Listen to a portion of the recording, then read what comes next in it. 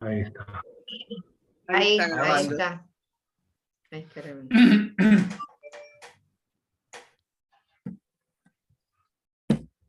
Bueno, esperamos unos minutitos y empezamos. Sí, claro. ¿Quieren? Karina, ¿me das permiso para grabar? Sí, estás habilitada, pero lo vuelvo a chequear.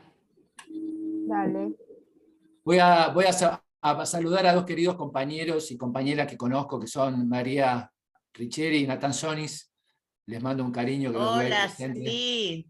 Gracias, Nico. Compañeros del seminario de los sábados. Exactamente, exactamente. Ahí va. Perdón que estoy difundiendo. ok. Sí, sí, está bien.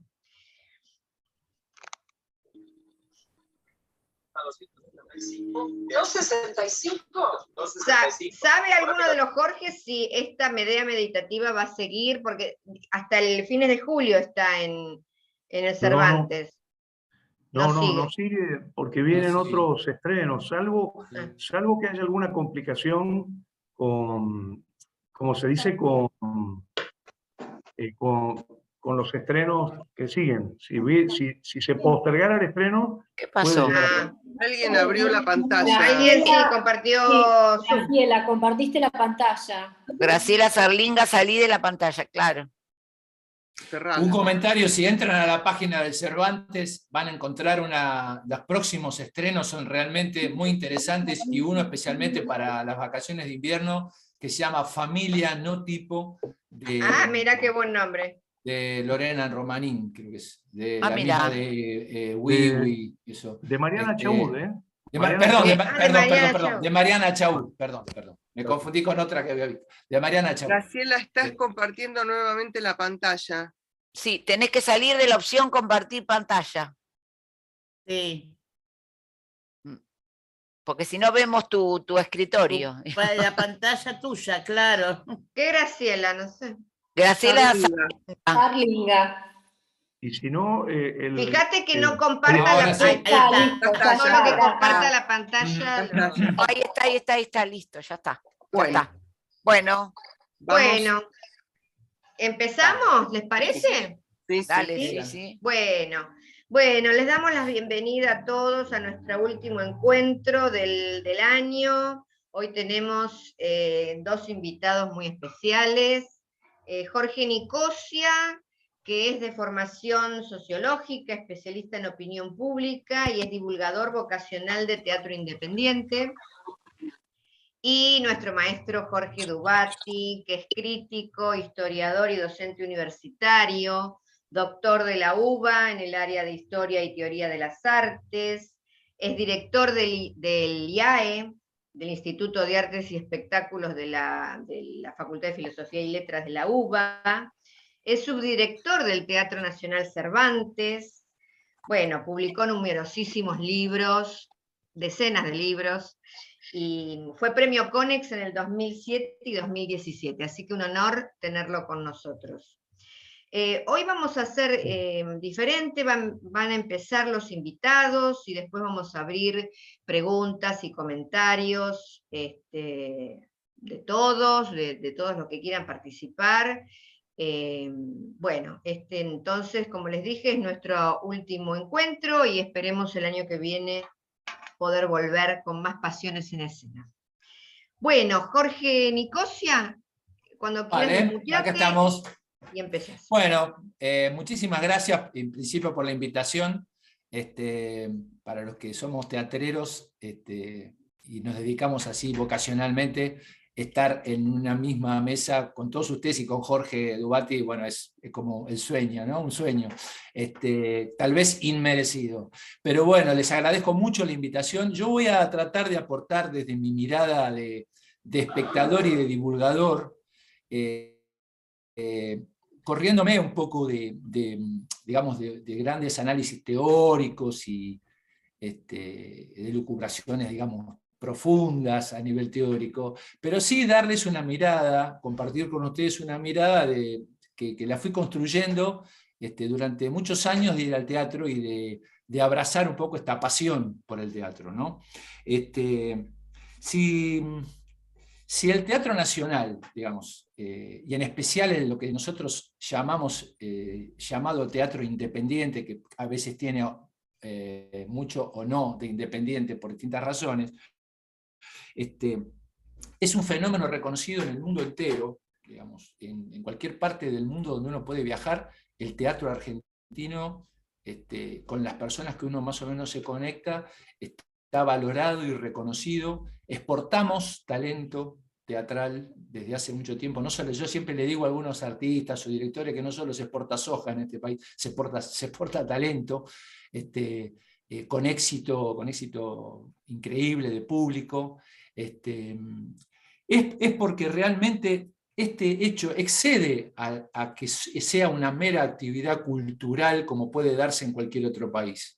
Este volumen que tiene, esta calidad que tiene, esta historia que tiene el teatro, está movido indudablemente porque la comunidad teatral, lo voy a decir ahora y quizás después lo repita, que es los artistas, los técnicos, los productores y los espectadores que van al teatro, ponen una cuota de apasionamiento para que esto funcione, y lo haga algo destacado. Digamos, es un apasionamiento para la actividad que define un poco a esta comunidad teatral y a este hecho que es el teatro argentino. Ahora, después de la pandemia, es un ejemplo claro, hay una explosión, hay una cantidad enorme de reposiciones de teatro, otros que se han estrenado, que venían como proyecto antes de la pandemia, y en todos los casos podemos encontrar, por ejemplo, en la semana de lunes a jueves, especialmente en la capital, en Buenos Aires, cerca de 100 espectáculos para ver. Y los fines de semana llegan hasta 300 espectáculos para poder ver. Obviamente, en esa cantidad hay para todos los gustos, digamos, ¿no? Y yo pensaba, cuando pensaba en esta reunión, me vino a la memoria el concepto que alguna vez conversamos también con Jorge del conatus, ¿no? Del conatus de Spinoza, donde, bueno, Spinoza es un filósofo, seguramente muchos de ustedes o casi todos lo sepan de quién hablo, judío, excomulgado, justamente el filósofo de las pasiones y de la alegría.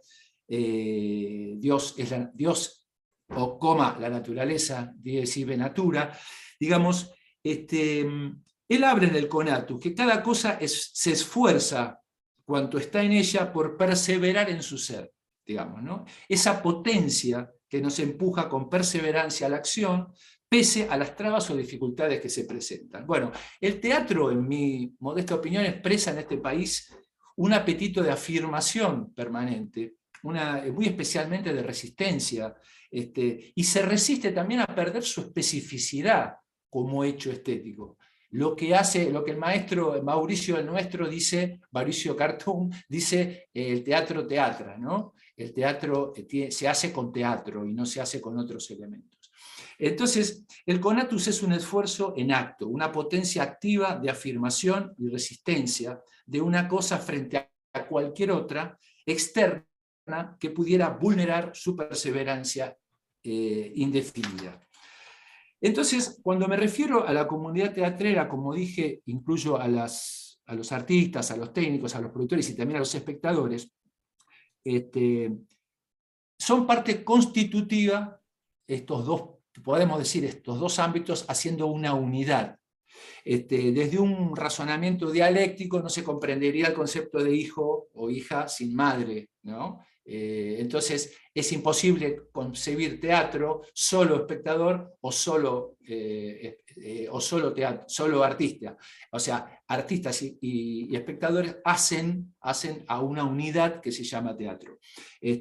Aquí, bueno, obviamente vuelvo a referirme al concepto tan conocido por Jorge del convivio teatral. O sea, hay teatro en la medida en que se produce convivio. Lo demás es otra cosa.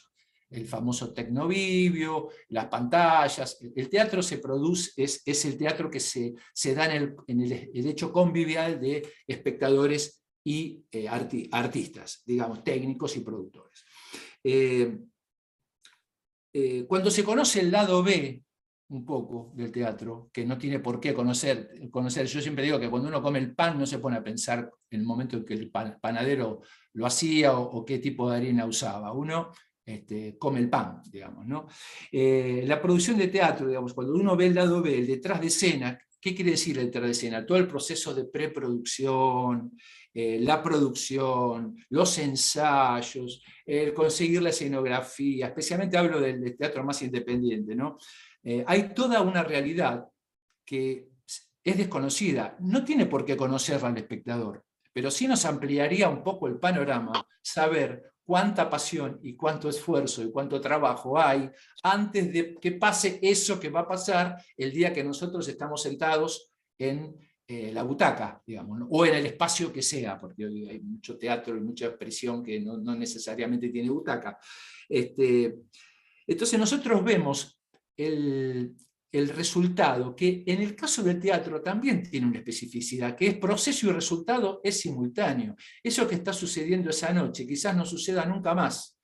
A veces porque no sucede nunca más arriba del escenario, y a veces no sucede nunca más porque era abajo del escenario. A mí, no sé si alguna vez le pasó, a mí me ha tocado estar en funciones donde un espectador se descompone, y hay que parar la función, y depende de la... O suena, bueno, hoy el drama, suena el teléfono, suena el celular. En una función de Las Cautivas, Lorena Vega tuvo que parar la función y decir, ya está, terminó, dice, bueno, retomo de la escena anterior. Bueno, eso cambió absolutamente lo que estaba sucediendo en ese momento en el teatro.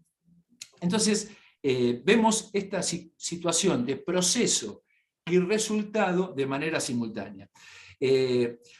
Muy difícilmente se pueda pensar, creo yo, por lo menos, que la motivación principal que tiene el mundo teatral, especialmente, vuelvo a decir, el teatro independiente, con eso no estoy excluyendo el comercial ni el teatro oficial, digamos, donde se hacen obviamente obras muy buenas y uno puede elegir la que quiera ver, pero digamos, que la motivación principal artística sea la económica. Digamos, es indudable que las personas que se dedican a sostener el teatro independiente lo hacen por otra cosa y rompen en algún sentido con lo que podríamos estar de acuerdo que es la motivación esencial del capitalismo, ¿no? La motivación esencial del capitalismo, que es el beneficio económico a partir de alguna actividad. Así se ha movido en los últimos 3 siglos a la humanidad, digamos, y el eje central que desarrolla las fuerzas productivas es alguna forma de apropiación de beneficio. El teatro independiente creo que se mueve,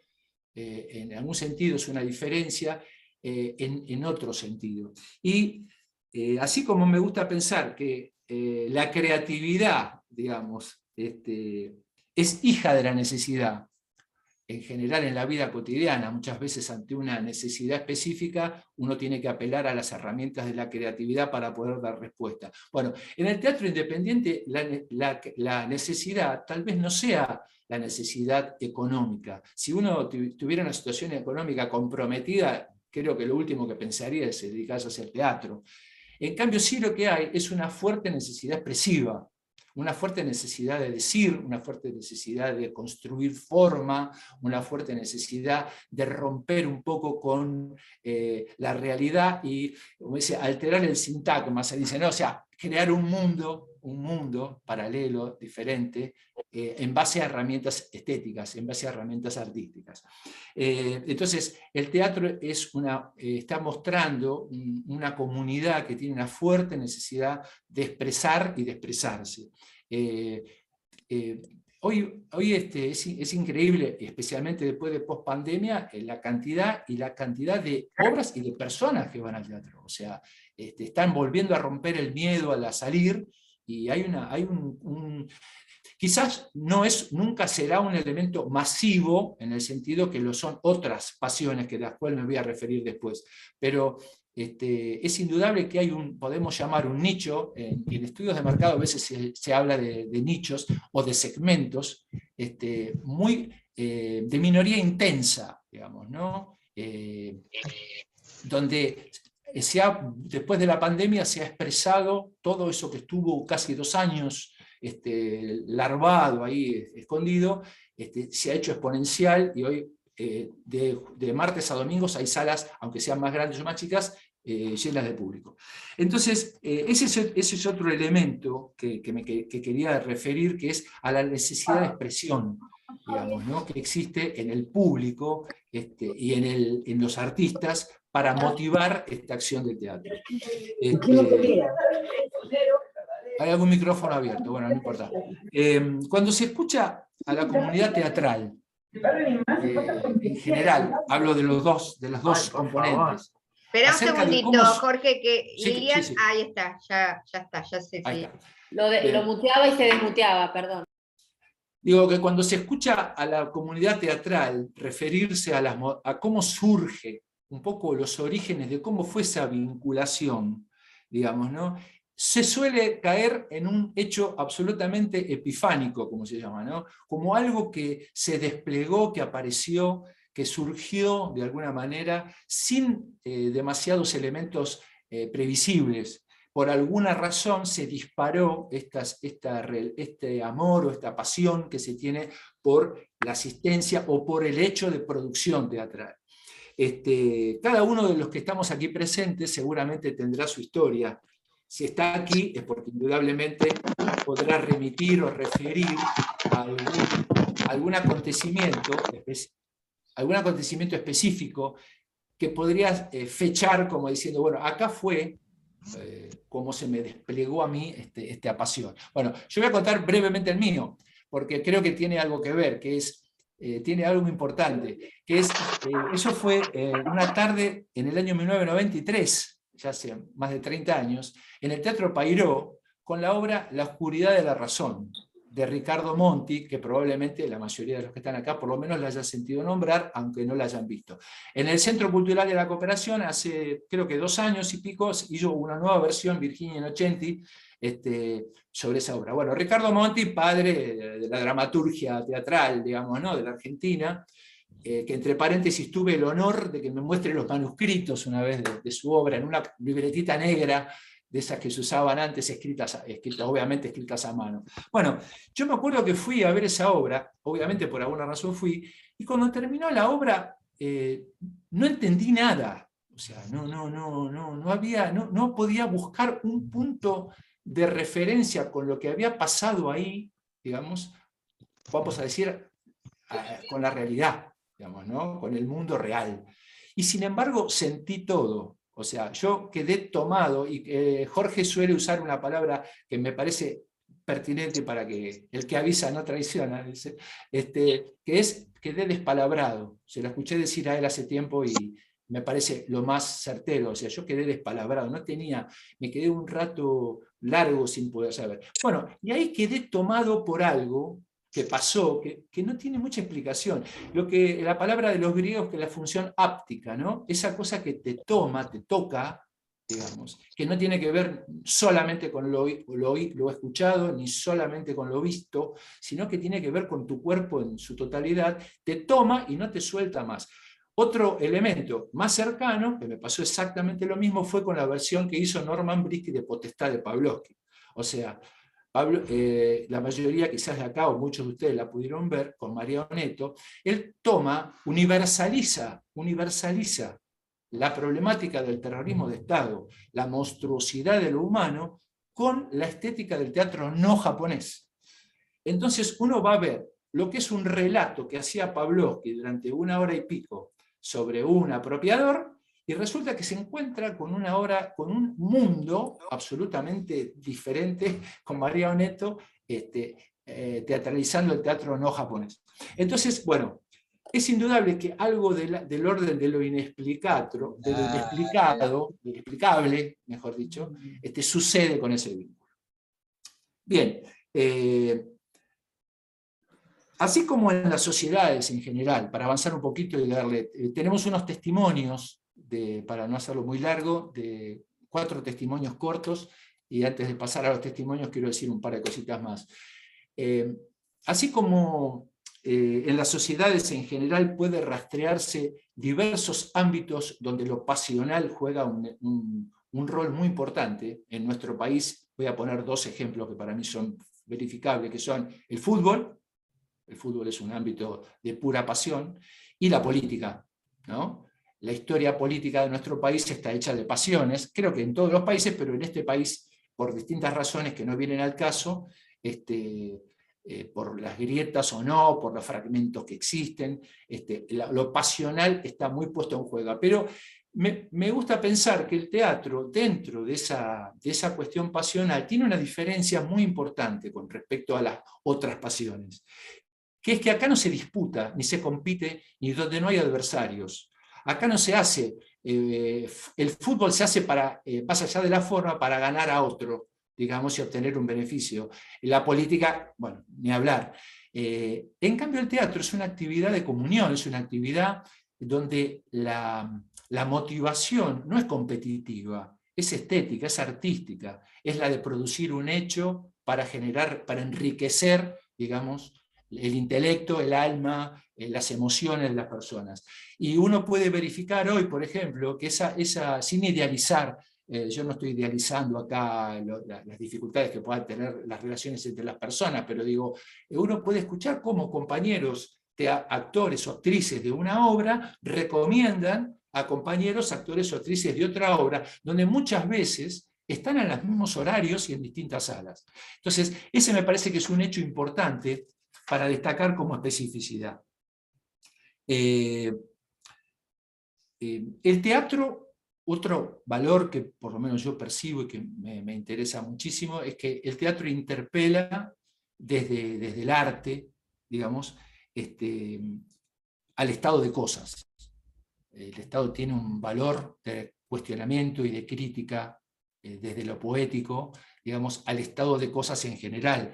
En general se dice al poder, el poder no solamente el gran poder, el poder económico, financiero, sino el poder, el micropoder que se ejerce, que se genera. Hoy está las temáticas ligadas a lo maternal, ligadas a la violencia de género, ligadas, y seguramente habrán visto Rota, si no pudieron se las recomiendo, en el extranjero con Raquel Ameri, una obra de Natalia Villamil.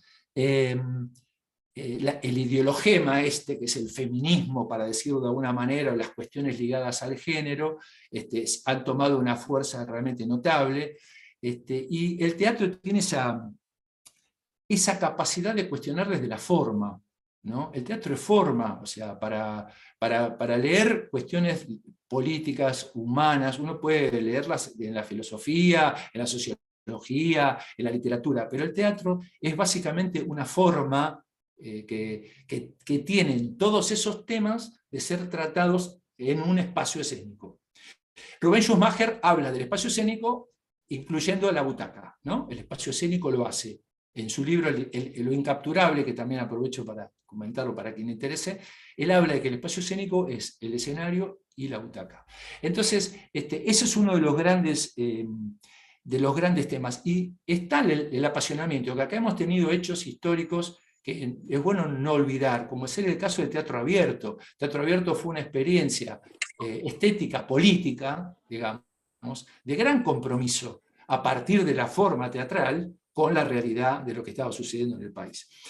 Así que la pasión en el teatro es un fenómeno de ida y vuelta. Hay un público apasionado que responde, digamos, a un grupo de artistas y técnicos que en general también son apasionados. La última cosita, no podemos hablar para mí del público, así como no podemos hablar de la juventud, la clase trabajadora, la mujer. Me parece que hay mujeres, hay hombres, hay trabajadores, y hay públicos de teatro, más en mi jerga serían segmentos, ¿no? Segmentos de público. Hoy se pueden medir esos segmentos. El Teatro Nacional Cervantes viene haciendo ya desde hace unos años una encuesta casi sistemática, por lo menos yo la contesto, para conocer un poco a esos públicos, a esos segmentos, que es muy, muy buena. Alternativa Teatral hizo una encuesta muy interesante que difundió sobre los comportamientos del público de teatro. El tema es que siempre es contestada, como es voluntaria, en general es contestada por gente muy afín a la actividad. Nos faltaría por ahí tener un estudio un poco más amplio de segmentos que no son heavy user, como se dirá, ¿no? Usuarios conspicuos del teatro, y poder saber un poco qué pasa cómo podemos saltar la verja para ampliar la escala, para hacer que la escala del teatro supere a este público teatrero, que es un poco nicho, especialmente en el teatro de arte, no tanto en el teatro comercial. Obviamente el teatro nunca va a tener la masividad que tienen otras expresiones.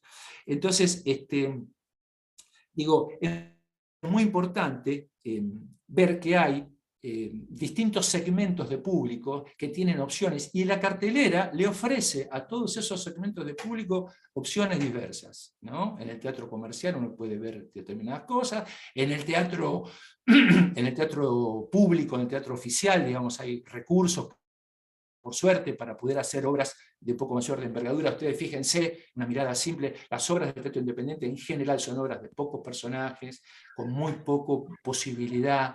O sea, hay una restricción en la creación artística que tiene que ver con los recursos, ¿cierto? O sea, uno no puede pensar alegremente hacer una obra de 14 personajes o de 15 personajes en el teatro independiente porque no hay recursos muchas veces para poderlo sostener. ¿Tenés auriculares para prestarme? ¿Alguien tiene? Hay un micrófono abierto, bueno, no importa. Y una cosa importante que también quería referir, hay un autor italiano que está bastante hoy de moda, o está bastante leído, que se llama Viffo Berardi, que escribió un texto muy vinculado con su título a este ámbito, al ámbito psi, digamos, ¿no? Que se llama El tercer inconsciente. Y él habla, en algún sentido, de que a partir de la pandemia se profundiza, porque no dice que sea la pandemia lo que lo ha disparado, sino que la pandemia profundizó una especie de giro antropológico, ¿no? Una especie de cambio profundo en la humanidad, en lo que está sucediendo en el planeta. Y otro autor que ustedes seguramente conocen mucho más que a Viffo Berardi, que es Jorge Alemán, que está muy ligado al ámbito, él habla de una crisis civilizatoria, ¿no? O sea, que estamos atravesando un proceso. ¿Qué va a pasar con el teatro en esto? Digamos, es un poco imposible de predefinir. Mientras tanto, aparentemente en este ámbito, después de la pandemia, hay una resistencia que no cesa, digamos, ¿no? Para seguir sosteniendo esta actividad. Hoy tenemos segmentos de público que tienen, como decíamos, opciones, y me gustaría preguntarme, con respecto a este giro antropológico, ¿qué cosas son las que emocionan? ¿Cuáles son las temáticas? ¿Cuáles son las problemáticas? ¿Cuáles son los hechos que hoy hacen emocionar al público del teatro? Como, por ejemplo, se sabe que lo hacía hace muchísimos años Luis Andrini, cuando meses y meses y meses de temporada, con cola en la calle, hacía reír y llorar a los espectadores. Digo, hoy me parece que estamos con algunas temáticas predominantes en el teatro, que están ligadas, como decíamos antes, a las cuestiones de género, a las cuestiones de la maternidad, a las cuestiones de la violencia, a las cuestiones del patriarcado, que merecerían también por ahí heterogeneizarse un poco, ¿no? Hay como una cierta insistencia en algunas temáticas, digamos, que evidentemente por alguna razón serán, en la oferta de los enunciados teatrales. Bueno, me gusta preguntarme también, para compartirlo con ustedes, ¿quiénes son los Ibsen de hoy? ¿No? ¿Quiénes son los Chekhov de hoy? ¿Quiénes son los Gambaro de hoy? ¿Quiénes son los Pavlovsky de hoy? Y hay algunas dramaturgas, especialmente, y dramaturgos jóvenes, como ser Laura Sdar, o Natalia Villamil, o Mariana Chaut, o Mariano Tenconi Blanco, que pertenecen a generaciones así, que están como haciendo sostener, digamos, al teatro con temáticas de actualidad. Bueno, no lo quiero hacer muy largo, tengo varias cosas para decir. Un último aspecto antes de ir a los testimoniales es, me interesaría y me gustaría mucho que el teatro independiente, especialmente el teatro de arte, cuente con mayor difusión, con mayor apoyo en medios, lo cual no es fácil, porque no hay, me sirvo de un ejemplo de la música, digamos, no hay ningún elemento estético, o ninguna categoría estética que me diga que, por ejemplo, un tema de Atahualpa Yupanqui o de Gustavo Cerati, para poner dos niveles, tiene mejores valores que Yesterday o Imagine de John Lennon. O sea, hay un problema de difusión y de apoyo, de necesidad que el público conozca lo que se está haciendo, que mientras no se pueda desarrollar va a ser muy difícil saltar el nicho. Por eso, este modesto rol de divulgador vocacional a veces es tan reconocido, para mi sorpresa, por los artistas o los hacedores técnicos o artistas de teatro, porque realmente carece de difusión, digamos, para ser visto. No es verdad que hay un prejuicio, no es verdad que las obras del teatro independiente son aburridas, de que no es verdad, digamos, que no pueda acostumbrarse a un público a sostenerse por más de una hora en el teatro. O sea, ustedes fíjense que últimamente todas las obras de teatro duran una hora porque parece que, salvo el Hamlet de Schumacher que duraba 3, o la traducción que en este momento se está haciendo en el Cervantes, que dura casi 3 horas, parecería ser que no hay público. Bueno, en la traducción uno ve el público joven que va a ver ese teatro y tranquilamente se está realimentando un teatro para ese segmento de público y que no dura una hora, dura casi 3 horas. Bueno, vamos a pasar entonces a los testimoniales. Yo quise traer la voz a esta charla de cuatro personas. Algunas de ustedes seguramente son muy conocidas. Vamos a empezar por la primera. Le voy a pedir a Gabriela, que le agradezco muchísimo la ayuda. Vamos a hablar con una compañera, espectadora intensa, espectadora crítica, diría casi implacable. No sé si está presente o no la veo. Que se llama Silvia Pasio. Como decíamos, el espacio escénico está, como decía Schumacher, está conformado por lo que pasa en el escenario y lo que pasa abajo. Si querés, pasamos a Silvia. Este es un video donde ella expresa su opinión. Bueno, compartimos.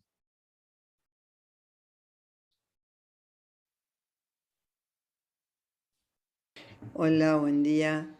Bueno, me hicieron una pregunta de por qué iba al teatro. ¿Cómo explicar esta pasión que tengo por el teatro? Es sencillo de formular, pero bastante difícil aproximar una respuesta a esta pregunta. De niña amé leer libros, revistas o similares. Con cada escrito me sumergía en historias diferentes. Podía crear múltiples fantasías, reír, llorar, asustarme o enamorarme.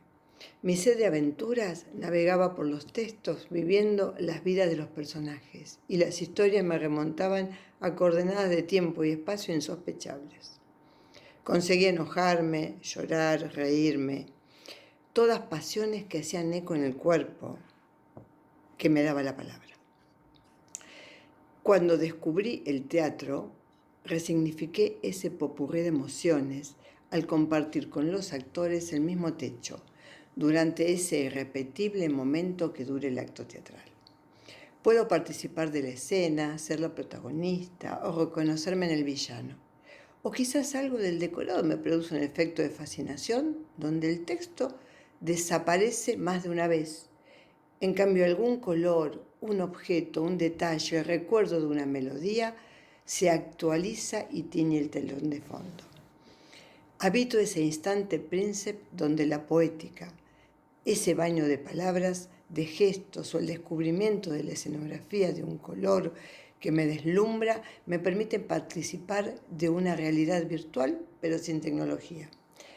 Es como abrir alguno de esos queridos libros, esos queridos escritos que me acompañaron mi niñez, pero esta vez en compañía, en comunidad, junto con otros. Ante la propuesta de Jorge de poner en palabras esta pasión que nos convoca, busqué entre las definiciones de teatro diferentes decires que me dieran letra. Por ejemplo, el teatro toca el cuerpo sin alterar la subjetividad.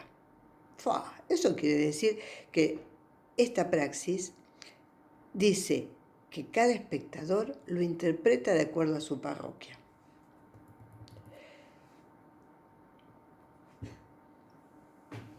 Investigando acerca de las pasiones, me encontré que Hegel decía que nada importante se realiza en la historia sin pasión. Y Balzac escribió: la pasión es universal, sin ella la religión, la historia, el arte o la novela no existirían. La pasión, esa intensidad indecible en escena por medio del arte, y las palabras que se encarnan para intentar capturar esa fuerza que no puede detenerse. El teatro como instrumento, como un camino para vincular lo pasional con lo sagrado y lo poético. Las diferentes versiones de la pasión, pasada a palabras con el cuerpo en escena, cada vez como un cuento, como ese cuento que pide un niño que el otro lo repita una y otra noche para encontrar en su reiteración alguna diferencia. El teatro es arte vivo, que sucede frente a los ojos de quienes lo hacen y de quienes asisten. Nadie es el mismo después de una función teatral, ni los actores ni el público. Recuerdo mi sorpresa en 1998, en la puesta en escena de la Belli, de 6 personajes en busca de actor, cuando de repente, desde el público, los espectros subían a escena. Cartoon, dramaturgo que admiro, dice: el arte es la posibilidad de mirarnos en un espejo deformante, y el teatro es una actividad erotizante. Puedo emocionarme, sentir, llorar y comprometer cada rasgo de lo que denominamos cuerpo. Me siento en escena, formo parte de esa escena. La poética del texto, que alberga el cuerpo del actor, me brinda la posibilidad de comulgar con su parecer o padecer. Bailo con la bailarina, la varita de mi mano tañe las cuerdas del violín y me sumerjo en la escena que me proponen. Puedo entrar en la historia, dejarme acariciar con la poesía que me ofrecen, salir y elegir volver a entrar. En este vano intento de llenar un agujero, cada puesta teatral otorga una versión distinta, diferentes textos con una poética singular. Director y actor, caminando juntos, conciben, según las variables de cada época, el texto que atraviesa el cuerpo del actor. Entonces sucede que cada actuación tiene el valor de lo efímero, único e irrepetible, y se constituye esa escena de la que somos partícipes todos, también los espectadores. Es una experiencia de lo efímero que reúne en la misma escena actores y público. El teatro nos convoca a esa sorpresa, nos convoca a esa sorpresa. Quizás el desafío sea dejarse sorprender. Hola, buen día. Bueno, me hicieron una pregunta. Bueno, un testimonio de una espectadora. Tenemos 3 testimonios más, bastante más cortos un poco, para darle espacio también a Jorge para que pueda hablar. No sé si prefieren que escuchemos el de Ale, que es cortito, el de Alejandra García, que es productora, y después pasamos a los finales de... Perdón, Jorge, Sí. ¿te parece de dejar los testimonios que faltan para el final en todo caso y le damos la palabra a Jorge ahora, a Dubati? Es justamente lo que te estaba diciendo. Sí, sí, lo que te dale, estaba diciendo. mejor. Si querés, Genial, los dejamos para... Está el testimonio de Ingrid Pelicori, Osmar Núñez y Alejandra García. y Alejandra. Bueno, pero le damos la palabra entonces a Jorge. Me parece después... bárbaro. Dale, Jorge, podés desmutearte. Bueno, muchísimas gracias y bueno, realmente un placer escuchar a Jorge Nicosia, tocayo, y el testimonio que acabamos de escuchar. Yo voy a cambiar el eje, digamos, por supuesto, siempre en relación a este gran tema que convoca, que es el tema de la pasión y las pasiones, pero me voy a centrar en otro campo que sería el campo de la poética, ¿no? Ustedes saben que ya Aristóteles en el siglo IV antes de Cristo, en el 334, en su libro Poética, va a proponer esta idea de que vamos a los acontecimientos teatrales a ver poiesis, ¿no? Esta idea de la poiesis entendida como una construcción que en el teatro asume, digamos, la doble dimensión de la idea de construcción, porque sería al mismo tiempo un constructo, ¿no? La construcción como objeto, es decir, vamos a ver esos objetos que aparecen en los acontecimientos teatrales, llamémoslos objetos poéticos, y por otro lado vamos a ver, digamos, el proceso de construcción, la idea de construcción como, digamos, como devenir, digamos, como movimiento, como hacerse, que estaría implícito en estas dos palabras, ¿no? Podemos decir que el teatro es poética, y vamos al teatro, entre otras cosas, a ver, aparecer y a construir poéticas, ¿no? Y en ese sentido podemos pensar en una historia de las representaciones poéticas de las pasiones, ¿no? Las pasiones son construidas en escena, por ejemplo, en formas muy diferentes, si pensamos en, no sé, las pasiones en la comedia griega antigua, o las pasiones en el drama litúrgico cristiano, o las pasiones en, por ejemplo, la comedia renacentista o en la tragedia isabelina.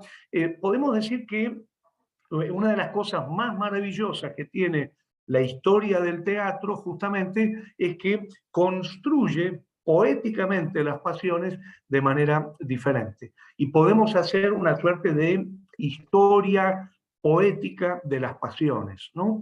En ese sentido, como no tenemos mucho tiempo, yo me quiero concentrar en una gran construcción poética de las pasiones, digamos, en una verdadera construcción revolucionaria de las pasiones, que es el expresionismo, ¿no? Y lo que quería es proponerles algunas ideas sobre esta gran poética. Yo siento que necesitamos estudiar las poéticas, necesitamos conocer las poéticas, porque el acontecimiento teatral es en sí mismo una propuesta poética, ¿no? Recordemos que de la palabra poiesis viene nuestra palabra poesía, ¿no? Recordemos que Heidegger decía que todo acontecimiento artístico es poema, ¿no? No solamente sería poema, digamos, una construcción en verso, lo que llamamos tradicionalmente la lírica, ¿no? Entonces, me interesaba mucho poner el acento en la revolución que trae el expresionismo fundamentalmente a finales del siglo XIX y consolidándose a lo largo del siglo XX y hasta el día de hoy en esta historia de las representaciones poéticas de las pasiones. Podemos decir que el expresionismo pone en el centro la experiencia del sujeto, ya sea un sujeto individual o un sujeto colectivo. Es decir, que si venimos de un periodo eminentemente objetivista, que es el periodo que va a plantear la modernidad ya desde el siglo XVIII, con el drama burgués, con el drama moderno, hoy Jorge nombraba a Ibsen, ¿no es cierto? Si podemos decir que en términos de teoría del conocimiento, el teatro moderno venía poniendo el acento en una instancia objetiva de conocimiento de lo social, el gran cambio, la gran transformación que va a traer el expresionismo va a ser justamente el poner el eje en el sujeto. Lo que trae como mensaje la poética del expresionismo es que el sujeto es protagónico en la construcción de su relación con el mundo. No solo tiene importancia en el eje sujeto-objeto, el objeto, sino fundamentalmente la relación que el sujeto establece con ese campo objetivo, ¿no? Nosotros podríamos hablar en ese aspecto de una verdadera revolución, porque este cambio en la representación de la subjetividad va a traer una enorme cantidad de procedimientos al teatro. Podemos decir que el gran principio de la revolución subjetivista del expresionismo consiste en la objetivación escénica de los contenidos de la subjetividad. Es decir, por primera vez vamos a ver en el teatro objetivados, ya sea en la actuación, en el espacio, en la iluminación, en la aparición de objetos, contenidos vinculados a lo que llamaríamos las cartografías de la subjetividad. Podemos, en este sentido, decir que la gran revolución del expresionismo es que le va a otorgar prioridad a esas representaciones escénicas de la subjetividad, ya sea, por ejemplo, a través de recursos digamos, fisioplásticos, o recursos del sonido, o recursos de la iluminación, de la actuación, de los accesorios, etcétera, etcétera. A ver, si me permiten un ejemplo, por ejemplo, el personaje va a estar pensando en una determinada situación o sintiendo una determinada emoción, y esa emoción se va a objetivar en el espacio escénico. Supongamos, está recordando un amor del pasado, y la escena de amor va, digamos, a poblar el escenario, ya sea a través de un recurso pictórico o de iluminación o de escenografía, o a través de objetos, o a través de la inclusión del propio sujeto en el estallido de una nueva escena que no acontece en realidad en el espacio físico del personaje, sino en el espacio subjetivo, ¿no? A ver, si tuviéramos que definir la imagen expresionista, lo podríamos hacer en una secuencia que la diferencia de la imagen realista y de la imagen impresionista. Digamos que la imagen realista va a poner la instancia en, evidentemente, digamos, en lo objetivo, ¿no? En el conocimiento de lo que está fuera de la conciencia. Supongamos un poema que dice: los tanques de guerra invaden la ciudad. Ahí tendríamos una imagen, llamémosla objetiva. Luego tendríamos una imagen impresionista que ya va a plantear una articulación entre la dimensión objetiva y la subjetiva. Supongamos los tanques de guerra como lobos sangrientos devoran la ciudad, y ahí vemos una suerte de articulación, de equilibrio comparativo entre la instancia objetiva y la instancia subjetiva. Y la gran revolución que va a traer el expresionismo es que la instancia subjetiva va a desplazar la instancia objetiva. El poema diría: los lobos devoran la carne de la ciudad. Es decir, aparece lo que podríamos llamar una nueva objetividad subjetiva sobre el escenario. Si me permiten, para no hacerlo muy largo, podemos distinguir dos grandes corrientes en este expresionismo, digamos, en esta objetivación escénica de los contenidos de la subjetividad. Raymond Williams habla de lo que llamaríamos un expresionismo subjetivo, cuando lo que se objetiva sobre el escenario son los contenidos de la subjetividad, por ejemplo, de un personaje. Supongamos en una obra bellísima de Georg Kaiser, uno de los grandes expresionistas alemanes de principio de siglo, hay un cajero que va escapando de la persecución policial y se proyectan sobre la escena garras que tratan de atraparlo, pero que en realidad no existen en el espacio objetivo, sino que son proyección de una dimensión subjetiva del sujeto del cajero, ¿no? Digamos, eso es lo que nosotros llamaríamos expresionismo subjetivo, pero también podemos hablar de un expresionismo objetivo, cuando ya no se trataría de la proyección escénica de los contenidos de la conciencia de un personaje, sino de un conjunto de personajes, o incluso de la forma de estar en el mundo del propio creador, del director, del sujeto que está poniendo en escena la obra. A ver, un ejemplo que podemos observar ya a fines del siglo XIX es el teatro de Strindberg.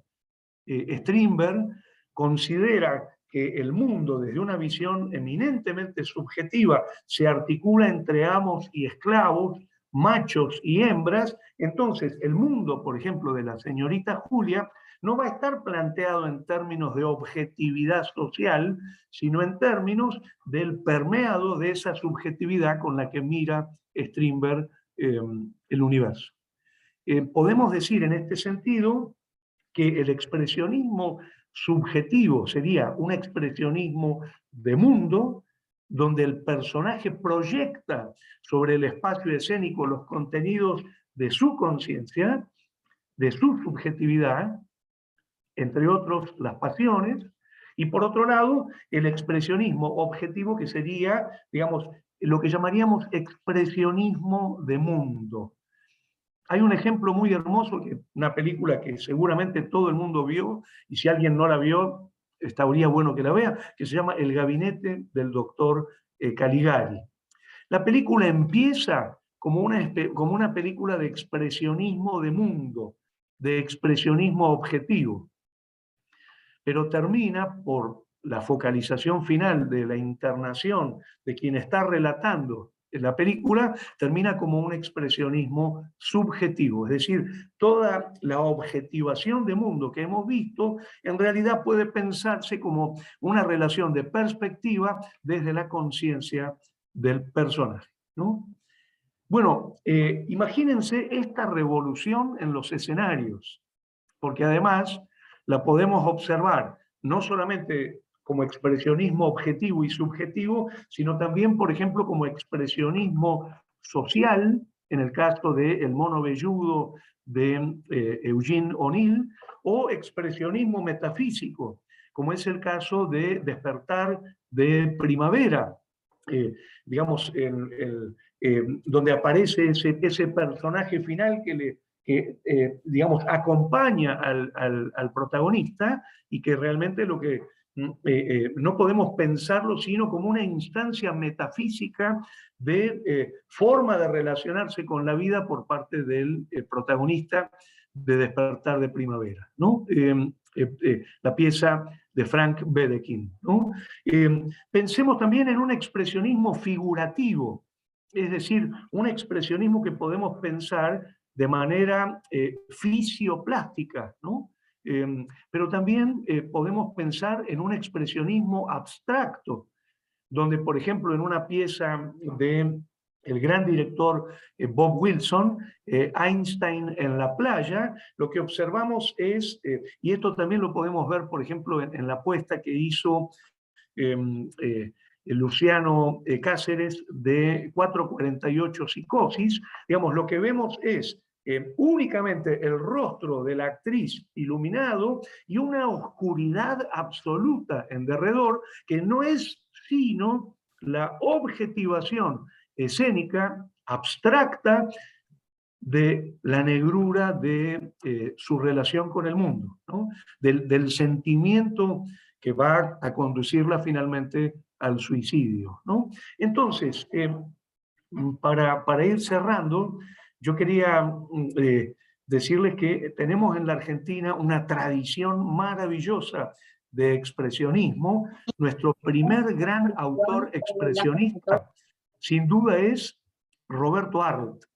Podemos encontrar el expresionismo en 300 millones, en La isla desierta, por ejemplo, en 300 millones lo vemos cruzado con Pirandello, pero por ejemplo en Saverio el Cruel aparece muy claramente lo que llamaríamos un expresionismo subjetivo, la proyección en el espacio de los fantasmas internos de Saverio. En cambio, en La isla desierta ya tenemos un expresionismo objetivo, un expresionismo de mundo, donde lo que hace es permear la totalidad de la escena por una crueldad, una tremendamente despiadada crueldad, que no es sino la cartografía de subjetividad de las formas de estar en el mundo, de la sociabilidad. Entonces, podemos leer desde el expresionismo a Griselda Gámbaro, toda Griselda Gámbaro. Más que teatro del absurdo, la Gámbaro ha hecho cartografías expresionistas de una sociabilidad tremendamente cuestionable de la Argentina. De la misma manera podemos pensar a Tato Pavlovsky, a un autor que mencionaba Jorge antes, a Ricardo Monti, y por supuesto tenemos que hablar también de una enorme presencia del expresionismo en el mundo actual, en el teatro actual. Quiero nombrar en ese sentido solamente, y para ir sintetizando, una pieza que pude ver ayer. La pieza se llama Enero, es un unipersonal magnífico de Vanessa González, basado en la novela de Sara Gallardo, Enero, el mismo título, una novela de 1958 que cuenta la historia de una muchacha rural que es violada y queda embarazada, y lo que resuelve de manera magistral Fedra García, la directora, es cómo representar ese sentimiento, muy intenso que domina absolutamente la voluntad y la razón de Nefer, la protagonista, frente al horror de descubrir que ese abuso sexual, conduce ahora a un embarazo, y cómo ocultarlo a la sociedad, cómo ocultarlo a la familia. Es una de las primeras novelas argentinas que tematiza no solamente el abuso sexual en el campo, sino también el aborto, ¿no? Por favor, véanla porque es una maravilla, está en el extranjero. Pero lo que quiero decir es cómo se representa en términos expresionistas un personaje que está tomado por la desesperación del descubrimiento de un embarazo no deseado y de la presión social que empieza a sentir cuando se da cuenta de que va a manifestarse ese embarazo, y empieza desesperadamente a buscar soluciones para ese embarazo no deseado, ¿no? La obra se llama Enero, está en el extranjero los domingos, dirección de Fedra García con, unipersonal de Vanessa González. Entonces, para terminar, yo diría, podemos hablar de un expresionismo canónico, que es un expresionismo de época, el expresionismo que se manifiesta fundamentalmente en la danza, en la pintura, en el teatro, en las primeras décadas de del siglo pasado, y que comienza a finales del siglo XIX, pero luego tendríamos que hablar de un post-expresionismo que consiste en un legado procedimental de las representaciones de la subjetividad escénicamente, y que en principio, hoy está presente en prácticamente todas las piezas teatrales. Por eso tenemos que hablar de no solamente de una poética expresionista, canónica, sino también de procedimientos del expresionismo en poéticas que pueden ser poéticas realistas, cómicas, saineteras, etcétera, etcétera. Y para terminar, me gustaría proponerles como ejemplo de expresionismo subjetivo o de expresionismo objetivo, la lectura de un cuadro muy famoso que ustedes lo conocen, que es el cuadro El Grito, de Edvard Munch, que puede ser leído de las dos maneras. Se puede leer, que la alteración de la naturaleza que observamos en la representación del cuadro se debe, por ejemplo, a el sentimiento muy intenso, supongamos, de un brote psicótico por parte del sujeto que está en el centro de la representación, y ahí hablaríamos de expresionismo subjetivo. Lo que estamos viendo es la alteración de la realidad, se está objetivando la alteración de la realidad tal como la está padeciendo ese sujeto, pero no hay una alteración, comillas, real, objetiva de la realidad. O al contrario, podemos pensar a ese sujeto como un sujeto sensible a un dionisismo digamos, a una fuerza tectónica que es la que alimenta brutalmente al mundo y solo él está percibiendo. Y en este caso hablaríamos de expresionismo objetivo, ¿no? En los dos casos, el procedimiento revolucionario del expresionismo sería la objetivación escénica de los contenidos de la subjetividad. Bueno, esto es lo que quería brevemente comentarles porque me parece, volviendo al planteo inicial, tenemos que hacer una historia poética de las pasiones y en esa historia poética de las pasiones el expresionismo sin duda ocupa, digamos, un capítulo de enorme relevancia tanto en la historia como en las representaciones del presente. Buenísimo, Jorge. Mil gracias. De No, cualquier manera, a ver, yo quería hacerte un par de preguntas, en principio a vos, Jorge, y después a Jorge Nicosia. Una tiene que ver, bueno, con esto que vos decís de las poéticas o de la historia de las poéticas. ¿Cuál es, digamos, la diferencia? O sea, entiendo que hay diferencia, pero uno tendería a pensar que el romanticismo como poética es justamente una exacerbación de las pasiones, ¿no? Apela justamente a lo que nosotros en psicoanálisis conocemos como las pasiones del ser, que son Exacto. justamente el amor, el odio y la ignorancia, que son pasiones del vínculo con el otro, ¿no? Esto que Jorge Nicosia hablaba de la grieta, y por qué el teatro no entra en eso, porque tiene que ver con la pasión del otro, del vínculo con el otro. Las pasiones del alma, en cambio, son pasiones de separación del otro, pasiones más, digamos, subjetivas o del cuerpo, ¿no? Dice, bueno, lo toma pasiones del alma, pero son pasiones del cuerpo. El entusiasmo, por ejemplo, que me parece que hoy recorre un poquito las ponencias de ambos, ¿no? La pasión del entusiasmo es una pasión justamente positiva, del deseo decidido, una pasión del alma, una pasión que, de separación, digamos, del otro. Bueno, entonces, volviendo, digamos, a la primera pregunta, ¿no? Si no te parece que el romanticismo apelaría justamente a la exacerbación de estas pasiones, sobre todo las pasiones del ser, sobre todo, bueno, el tema del bien y del mal, bueno. Y si el expresionismo, si vos considerás que, por ejemplo, Pompeyo Audibert, que es un autor que nosotros vimos en una de las primeras clases, cuando hablamos de Habitación Macbeth, ¿no sería también un representante del expresionismo y del grotesco? ¿Qué relación habría entre el expresionismo y el grotesco? Que también es una poética que tiene mucho que ver con el psicoanálisis, ¿no? Incluso grotesco viene de grota, digamos, de gruta, ¿no? De sacar a luz aspectos silenciados o reprimidos, ¿no? Apela también a lo monstruoso, a la exageración. Vos hablaste del gabinete del doctor Caligari, ¿no? La puesta de Habitación Macbeth tiene algo de esto. Incluso vemos a Pompeyo con máscara, ¿no? Esta cuestión de que detrás de la máscara hay otra máscara, que no hay otra posibilidad, digamos, de la máscara, ¿no? Que es un señuelo necesario para la representación.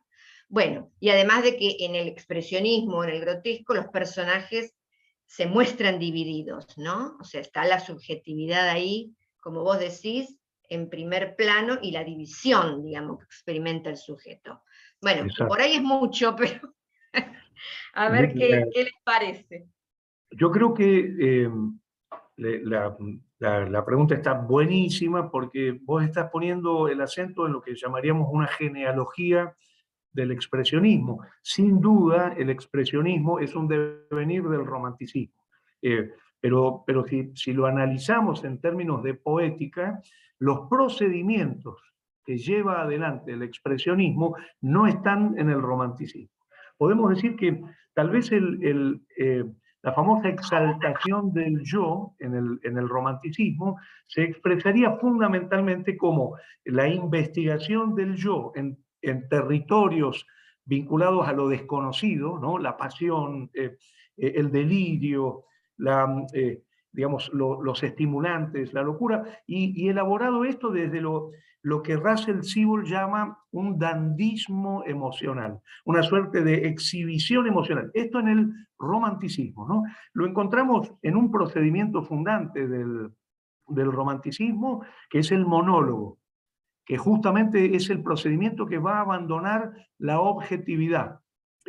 Ustedes recordemos lo que dice Strindberg, dice, basta de monólogos que ponen en palabra, digamos, la subjetividad interna del espectador, porque es un procedimiento absolutamente artificial. Strindberg, en el prólogo a la señorita Julia, dice, dejemos los monólogos porque solo monologan, no sé, las personas que hablan con su canario o un actor ensayando solo, digamos, donde vemos, por ejemplo, claramente ese dandismo emocional como poética, el Lorenzaccio de Alfred de Musset. Por ejemplo, ahí tenemos un texto claramente vinculado a los procedimientos, a las poéticas del romanticismo, y tenemos un sujeto que está todo el tiempo exponiendo, digamos, su capacidad de sensibilidad, su capacidad de sentir, su capacidad de emocionarse, a diferencia del resto de los seres humanos, ¿no? Por eso Siebel lo llama dandismo emocional, ¿no? O, un antecedente de esto lo encontramos también, por ejemplo, en lo que llamaríamos el Sturm und Drang en Alemania, y en textos como las cartas del joven Werther, ¿no? ¿Qué capacidad para sentir, qué capacidad para el dolor, qué capacidad para la emoción tengo, dice el protagonista.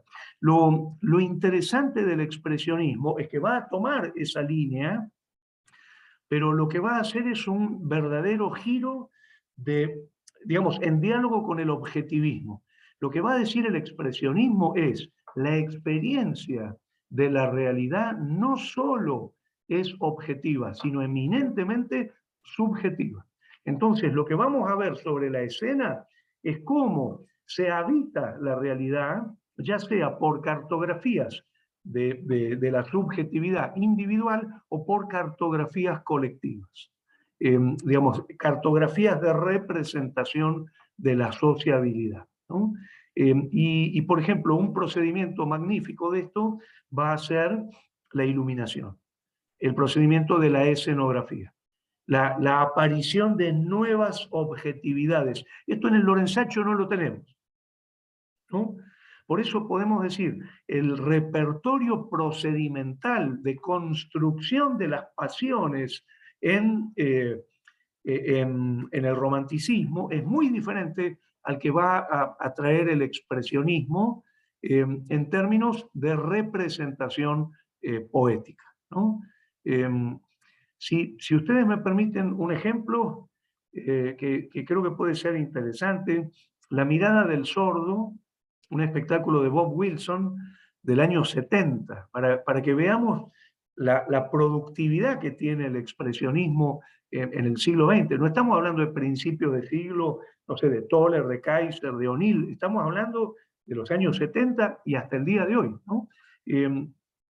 Lo que hace es mostrar en escena el espacio escénico como una suerte de cámara de proyección de la subjetividad del protagonista. Entonces, observamos una escena absolutamente oscura dentro de la que por momentos se recortan determinadas imágenes. Por ejemplo, la imagen de una negra que apuñala a un niño. En realidad esa imagen podemos pensarla como el tejido escénico de los contenidos de la conciencia a los que podemos acceder gracias a esto que llamaríamos objetivación escénica de la subjetividad. Esto no está en el romanticismo, ¿no? Entonces, bueno, es sencillamente volver a esta idea de una poética se construye a través de procedimientos y la distinción sería los procedimientos de la poética romántica son diversos respecto de los de la poética expresionista. Y también la cosmovisión, termino con esto. si uno podría decir, valoremos a los genios por su altísimo grado de sensibilidad, que sería la poética romántica, ¿no? La exaltación de un yo conectado con las fuerzas celestes, con una sensibilidad extraordinaria que lo separa de un horizonte de mediocridad. En cambio, el expresionismo es válido para cualquiera, ¿no? Por eso se considera, por ejemplo, que Boisek de Büchner sería la primera avanzada en la articulación entre el expresionismo y el romanticismo. Es decir, cualquier personaje no necesita tener un yo de dandismo emocional, ni ser Werther, ni ser Lorenzaccio, digamos. Cualquier persona común y corriente construye su relación con el mundo desde la subjetividad. Hay una suerte de democratización de la representación de lo subjetivo, ¿no? Y esto es el gran cambio con el romanticismo. Yo podría decir algo porque mientras vos hablabas, Jorge, y esta cuestión que vos planteás de diferenciación, me acordé de Fritz Lang, ¿no? Que es un expresionista alemán. Le preguntaban por qué en su película de El vampiro de Düsseldorf o M de Murder, él no representaba esas escenas, ¿no? Terribles, sino que solamente aparecían las sombras, ¿no? La sombra de este depredador. Y él decía, porque la capacidad de cada uno de imaginar es superior a una representación. Creo que esto es lo que vos decís, ¿no? Y es una democratización también, porque cada uno ahí va a imaginar lo que pueda, lo que quiera, o lo que su capacidad imaginativa dé para eso. Me das un pie hermoso y yo conecto con algo que dijo Jorge antes, que es esto del despalabrarse, ¿no? Hay una zona muy interesante del expresionismo que tiene que ver con la inefabilidad, con lo que no podemos poner en palabras, ¿no? Que el despalabrarse. El monólogo te condena a la palabra, por decirlo de alguna manera. Es decir, tenés que construir verbalmente la emoción, el sentimiento, ¿no? Que por supuesto se acompaña con el gesto, pero el centro está puesto en la palabra por una enorme valorización del estatus de la palabra. Cuando lo que vos observás muy bien de Fritz Lang es que comienza a aparecer un sistema de representación que se corre de la palabra y que se objetiva, por ejemplo, fisioplásticamente, de manera abstracta, ¿no?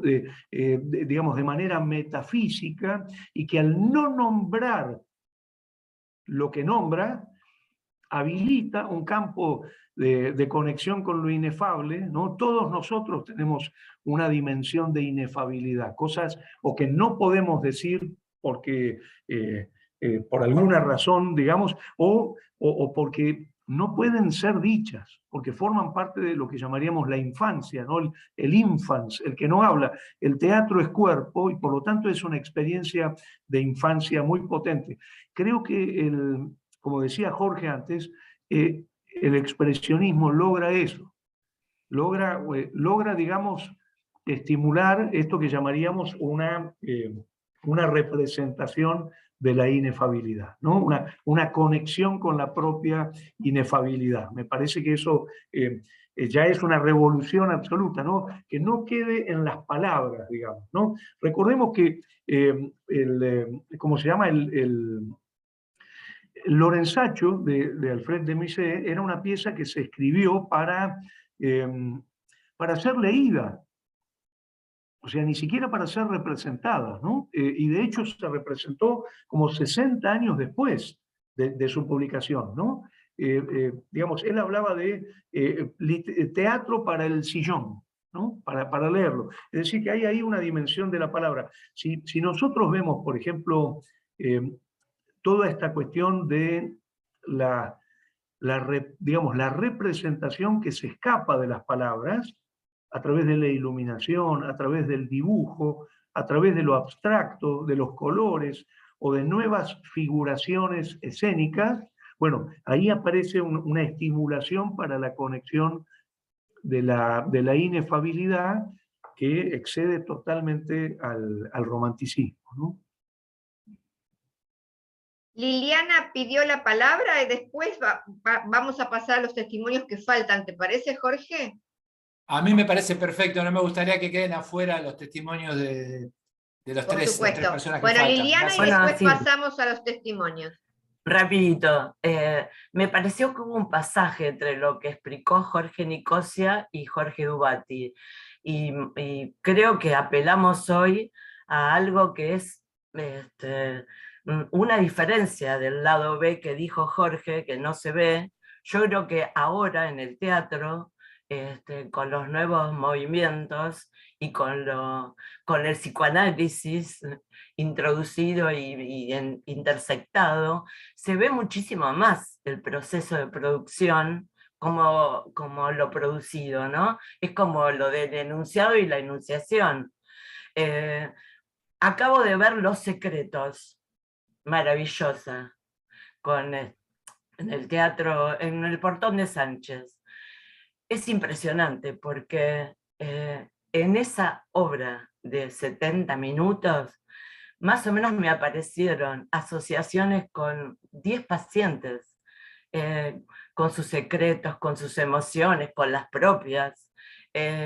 Una emoción en los espectadores, con gestitos, daban alusión a todo lo que mueven las emociones, el pensamiento, el inconsciente, las represiones, el Edipo, bueno.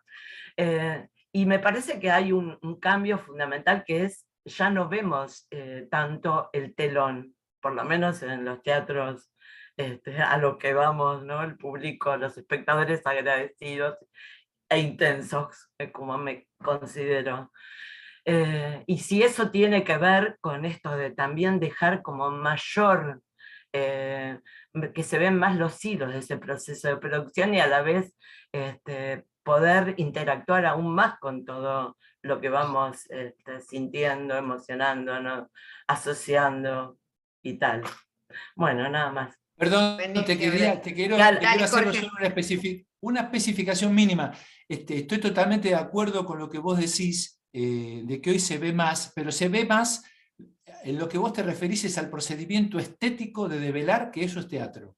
O sea, cuando vos vas a ver, por ejemplo, Medea Meditativa, Maricela Álvarez se cambia de ropa frente a la escena. Claro. Cuando vos vas a ver Potestad de Pavlovsky, en un momento Pavlovsky hace bajar todo el dispositivo lumínico que tiene esa estancia que es en la boca del Caras y Caretas, y te dice, ¿ves? Todo esto que estás viendo es ficción.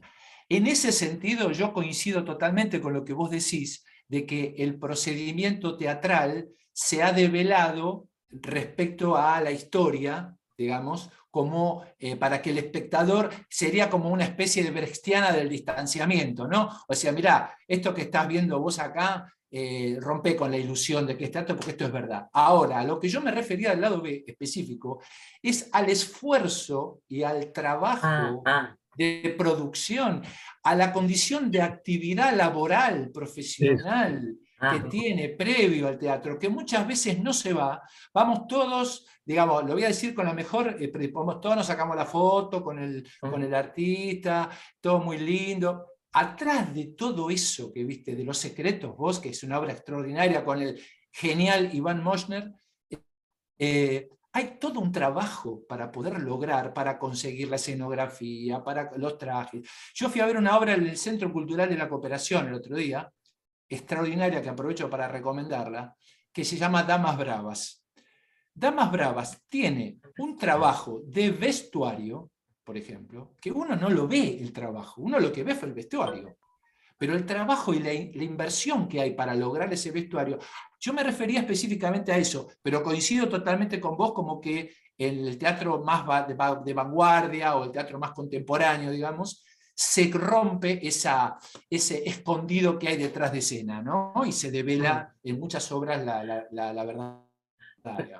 Pero por eso me parecía que había como una verdad de lo que vos decías, de estar como menos enajenado del proceso, digamos, con el marxismo, ¿no? Está menos enajenado del producto, al estar más en el proceso de producción. Digamos, el pan, sí, pero me parece que con el teatro estamos como menos alienados, digamos. Ni los espectadores, me parece que eso arma comunidad, y eso hace que persista. Que no, bueno, voy a escribir algo de eso. Pues daría para debatir un rato largo, pero dale, listo. Yo quiero decir que hay un mensaje muy interesante de Aldo Prico, que es un gran especialista en teatro de la Universidad Nacional de Rosario, está en el chat el mensaje, y digamos, volvemos al tema de las poéticas, ¿no? Hay una poética ancestral que es el teatralismo, ¿no? El teatralismo sería el teatro que se muestra como enunciación, pero esto ya lo vemos, digamos, en los orígenes mismos del teatro. Hay usos diferentes del teatralismo, ¿no? Así como podemos hablar, por ejemplo, de una poética realista, una poética romántica, una poética expresionista, podemos ir viendo las distintas formas de resolver el teatralismo como poética teatral que se muestra como lenguaje, ¿no? Ahora, yo lo que siento es que el expresionismo abre un elemento sumamente interesante que tiene que ver con algo que va más allá de lo lingüístico, que es una discusión que tenemos que dar, ¿no? Digamos, lo que podríamos llamar la tragedia del lenguaje, ¿no? Que hay una zona donde el lenguaje no puede dar cuenta de la experiencia, ¿no? Donde el lenguaje no puede dar cuenta del mundo. Entonces lo que se hace es construir dispositivos poéticos que habilitan la conexión con eso que no sería el lenguaje. A ver, podemos decir que el siglo XX fue un siglo lingüístico, ¿no? Indudablemente, por la deconstrucción, por la semiótica, digamos, por el llamado giro lingüístico, ¿no? En el siglo XX, casi. Pero en realidad, hoy estaríamos hablando de una refuncionalización digamos, de esa manera de relacionarse con el lenguaje. Es lo que dice Spregelburg, ¿no? Cuando Rafael Spregelburg, tomando a Eduardo del Estal, dice que lo real sería aquello que se resiste al lenguaje, ¿no? Y que el teatro construye el lenguaje como una red para, digamos, atisbar lo que circula entre los hilos de la red, pero que no es la red, ¿no? Es decir, estaríamos hablando, y creo yo que esto se nota en espectáculos, por ejemplo, como el de Pablo Bellocchio, A veces por la noche, o en Leviatán, de la compañía Banfield Teatro Ensemble, en un espectáculo que se estrenó ahora. Estamos pensando ya en un teatro más vinculado a lo social y a lo metafísico. A ver, lo teatralista está, pero al servicio de otro campo de representación, digamos, al servicio de poner en escena la tragedia del lenguaje, por decirlo de alguna manera, ¿no? Bueno, y ahí entra el expresionismo como los grandes maestros. Lo que tienen las grandes poéticas, termino con esto, es que no solamente constituyen una época canónica y después generan un post, digamos, de enorme productividad, ¿no? El expresionismo hoy vive de una manera brutal. Si ustedes van por la cartelera de Buenos Aires, van a ver expresionismo por todas partes, pero además las grandes poéticas tienen esta cosa de que te reorganizan la mirada respecto del pasado, ¿no? Esto que dice Borges de crear los propios antecedentes, los propios precursores, ¿no? Cuando aparece el expresionismo nosotros podemos decir, su precursor es el romanticismo, o tal vez yo podría ver expresionismo en Archimboldo, por ejemplo, o en la pintura barroca, ¿no? O en el teatro barroco, no sé, el teatro de sangre, por ejemplo, ¿no? Del barroco francés. Pero fíjense que serían operaciones anacrónicas de lectura, porque es la potencia de las grandes poéticas, ¿no? El expresionismo nos cambia la mirada, no solo respecto del presente, sino también de la historia anterior del teatro. Buenísimo, muchas gracias. Jorge, Hacemos, Mirá, sí. vamos ¿querés con los pasar? testimonios rapidito. Sí, Dale. Tenemos para decir pasémoslo. solamente un minuto, así que Dale, yo les pediría que presten atención. Va a hablar una productora de teatro que tiene en este momento varias obras, entre ellas una versión que a mí por lo menos en lo personal me interesó mucho, del Beso de la Mujer Araña, de Manuel Puig, en el Teatro Corrientes. Está de gira con un espectáculo que es La Falcón. Voy a pasar un chivo que Jorge no dijo, pero hoy Vanessa va a estar esta tarde en nuestra querida Escuela de Espectadores. Él no lo dice por pudor, pero bueno, yo aprovecho para decirlo. Y vamos a escuchar a Alejandra García, que estaba presente hasta ahora. Vamos a escuchar a Osmar Núñez, que ustedes obviamente conocen por sus trabajos. Está haciendo algo de Ricardo en La Carpintería, está dirigiendo una versión de un Estéfano en el Teatro La Máscara, y vamos a escuchar a Ingrid Pellicori, que no pierdan, no dejen de ir a ver La Débil Mental, con dramaturgia de un libro de Ariana Hartwig, una desgarradora autora de las nuevas voces de la literatura, que se hace en Área 623, que se llama La Débil Mental, junto a Claudia Cantero. Escuchamos los testimonios. Entradas Sí, agotadas. lamentablemente. Bien, Escuchamos vale. los testimonios, Bueno, si no les compartimos. parece mal, y yo tengo para decir solo una cosita de cierre y ustedes manejan. Por favor. Bueno, compartimos. Gracias, Gabriela. De nada. Hola, soy Ale García, productora ejecutiva y artística en Artes Escénicas. Me invitaron a hablar sobre la pasión en la producción ejecutiva teatral, y lo primero que quiero comentarles es que sería imposible, por lo menos para mí, transitar esta profesión si no es con pasión. Pensemos que hay un grupo determinado de personas conformadas por un elenco de actores y actrices, diseñador de escenografía, vestuario, iluminación, director audiovisual, fotógrafo, prensa y el teatro, donde vamos a exhibir el espectáculo, se reúnen y comenzamos a trabajar muchas veces 6 meses antes de un estreno. Ninguno cobra honorarios, pasamos muchas horas pensando y trabajando sobre un proyecto que muchas veces surge del deseo, del sueño de una persona que nos presenta la propuesta, y a partir de ahí, desde el primer momento, desde la preproducción hasta la exhibición del espectáculo, trabajamos todos con una pasión que nos lleva a preguntarnos muchas veces por qué lo hacemos, por qué elegimos pasar tantas horas de nuestros días y noches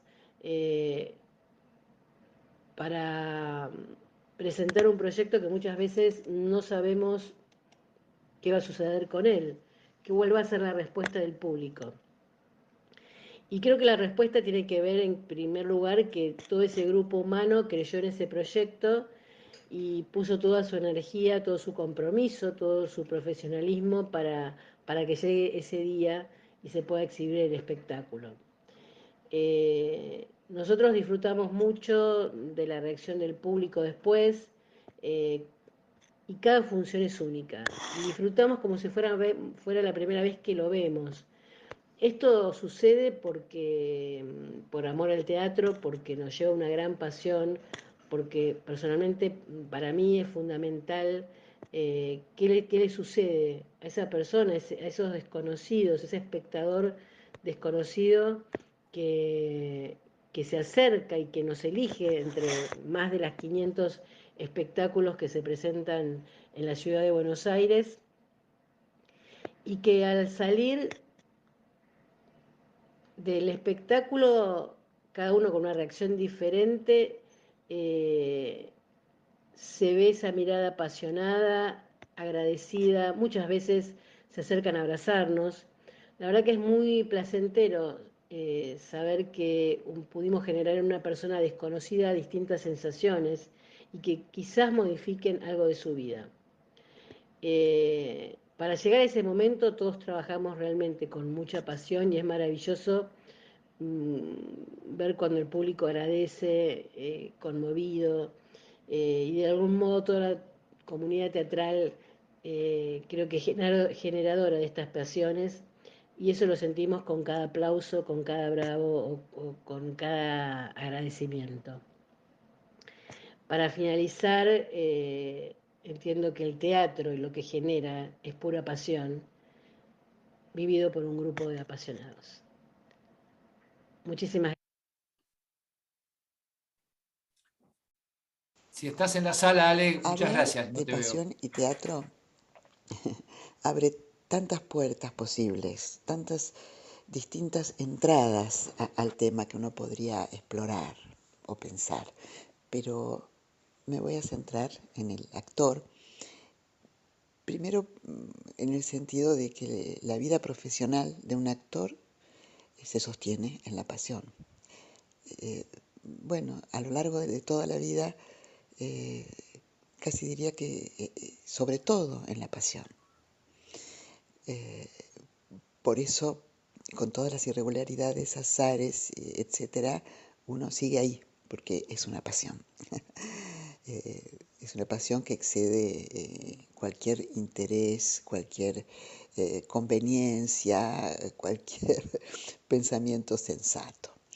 Pero quería decir algunas cositas sobre el trabajo del actor en relación a la pasión, porque, a ver, si la pasión hace referencia a algo que atraviesa el cuerpo, si la pasión se vincula a lo que excede a lo racional, si la pasión es intensidad y en definitiva es ser tomado por un misterio que es, bueno, la obra puede ser un misterio, el personaje es un misterio o un enigma, y también, y sobre todo con eso trabajamos los actores, es el misterio de lo que somos nosotros mismos, el misterio de lo que sentimos. El trabajo del actor tiene lugar allí, y entonces es la pasión de saber con el cuerpo sobre la pasión, pero como una forma de saber que en realidad es una forma de celebrar lo que no podemos saber y hacer de eso un juego y una fiesta, buscando ese único consuelo posible a lo insoportable, a lo sórdido y a lo doloroso, que es volverlo belleza. Ahí creo que es donde se juega la pasión del actor.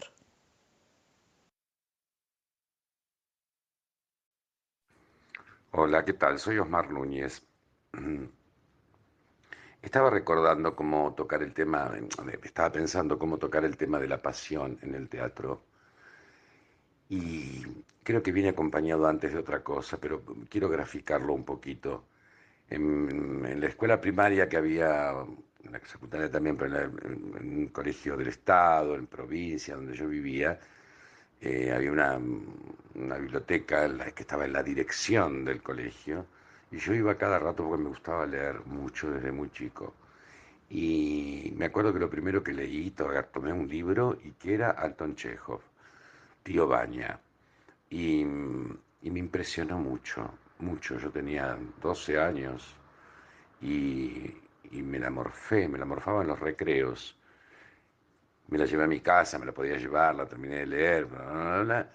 No sabía dónde ponerme después de leer eso. Y después me di cuenta con el tiempo que tenía que ver con el deseo, y que es lo contrario a la muerte, como diría Tennessee Williams. Ese deseo fue alimentando la pasión, que van como muy de la mano.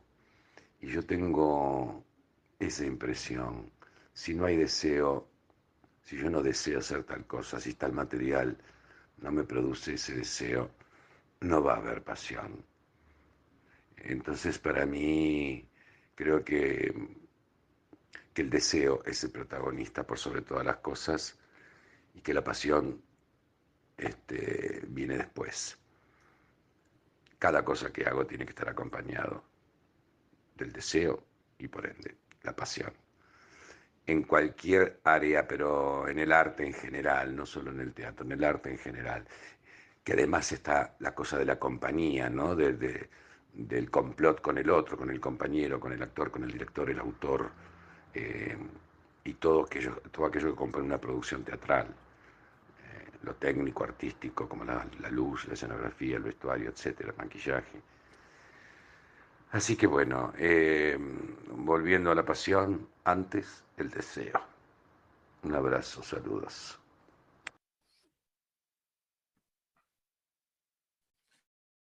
Bueno. Bueno, muchas gracias. Tomo un minuto nada más para lo último. Yo por lo menos no tengo mucho más para decir. Les agradezco públicamente a Silvia Pacio, a Alejandra García, a Ingrid y a Osmar por este testimonio. Son personas a las cuales creo que la comunidad teatrera admira, respeta mucho por su compromiso estético. Y lo último que quisiera decir son dos cositas muy breves, como espectador y como divulgador. La peor pregunta que me pueden hacer cuando salgo de ver una obra de teatro es si me gustó o no me gustó. Creo que hay que hacer toda una tarea con el espectador. Jorge tiene un trabajo académico muy interesante con tipos de espectadores, que sería bueno buscar, no viene al caso ahora traerlo porque se nos va a ir mucho tiempo, pero digo, hay que superar el binarismo, del me gustó, no me gustó, para que este último espacio artesanal, aurático, diría Benjamin, ¿no? Que es el teatro, esta cosa efímera y tan potente, no se nos pierda en el tiempo y siga teniendo la vigencia y la potencia poética que tiene. Y como segundo elemento, el último, en relación con este ámbito, la diferencia entre placer y goce, ¿no? O sea, el goce incluye el dolor, incluye la interpelación, incluye el estremecimiento, y no es puro disfrute, y mucho menos pura banalidad, como se da hoy. Digamos, la única manera, diría hay un coreano muy famoso también en estos tiempos, Byul-Chul Han, que habla de la negatividad, de la importancia de la negatividad en el arte. Y digamos, para que el teatro no pase a ser una variante más del entertainment progre, digamos, y que no sea un elemento progre del negocio del espectáculo, y lo podamos mantener vivo. Eso quería decir nomás. Gracias. Bueno, gracias, Jorge. Estamos un poco Bueno, excedidos de sí, tiempo. por eso. Sí. Perdón. No, no pasa nada. Buenísimo. Bueno, les queremos agradecer porque, digamos, si esta me parece como cierre de la articulación entre las pasiones, entre el psicoanálisis y el teatro. Si bien hoy nos dedicamos al teatro, pero no paramos de hablar de un montón de cosas que no podemos ahora desarrollar, digamos, pero bueno, me parece que en acto, esto sí que es una puesta en acto de lo que se trata una pasión, ¿no? Y de su articulación con el deseo, con el entusiasmo, con la puesta en movimiento, digamos, que bueno, que esperemos siga siendo el motor para continuar con estos encuentros, digamos, para el año que viene. Sí, yo quiero también retomar y el agradecimiento a Jorge Dubati, a Jorge Nicosia. La verdad que ha sido un lujo la reunión de hoy, como para poder el año que viene abrir con todo, y me voy a quedar con una frase de Jorge Dubati, que es esto del teatro al servicio de poner en escena la tragedia del lenguaje. Me parece que es una frase maravillosa, y bueno, les agradecemos absolutamente. Podemos aplaudir, desmutense y aplaudir. Gracias, Jorge. Muchísimas gracias. Gracias. Muy amable, muy amable. Muchísimas gracias. Muchas gracias, muchas gracias a todas, a todos. Amigo Jorge, un placer haber compartido este espacio con vos. Ya sabés lo que te admiro y lo que te aprecio. Igualmente, Jorge, y yo quiero agradecer no solo a las y los organizadores, sino también a todos los amigos y amigas que han estado presentes, y sobre todo la gran presencia de Latinoamérica y de nuestras provincias. No sé, estoy viendo acá a Margarita Rosa Gallardo de Bogotá, no sé, no los puedo nombrar a todos, Elena Bossi de Jujuy, Percy Encinas de Perú, Horacio Almada de la UNAM, así que una gran alegría la presencia de estos amigos y amigas. Bueno, muchísimas gracias a todos. Muchísimas Muchas gracias gracias. a todas. Muchas gracias. Bravo. Gracias. Gracias. Gracias. Hermoso, gracias.